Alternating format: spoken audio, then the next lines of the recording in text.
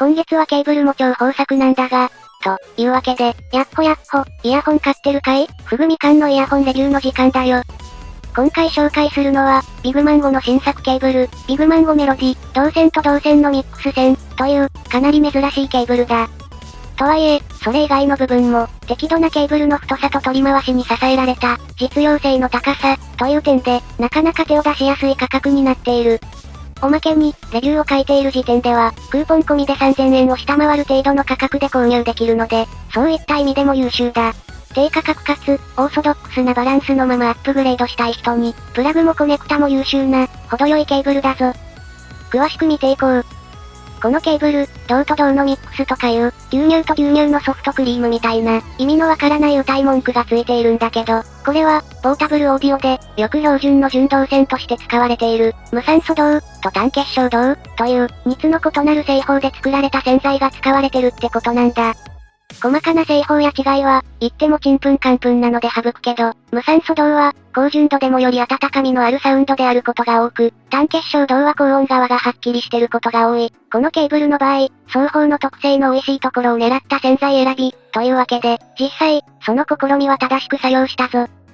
このケーブルの印象は、標準的で厚みのある低音域と、こちらも鋭くなりすぎない程よい高音域、標準ケーブルのアップデート先として、いろんなケーブルがおすすめされてるんだけど、このケーブル、それらに輪をかけて、標準の純銅線からの乗り換え先としておすすめだ。通常の無酸素銅ケーブルと比較すると、音は近いものの中高音域に優位性があり、かといって、単純な単結晶銅ケーブルと比較すると、そこまで中高音域がはっきりするわけでもなし、これをどっちつかず、と取るか、程よい変化、と取るかで、このケーブルの評価は決まりそうだ。また、おそらくネット上に上がっている画像の印象と、肉眼で見た時の印象がかなり異なるケーブルでもある。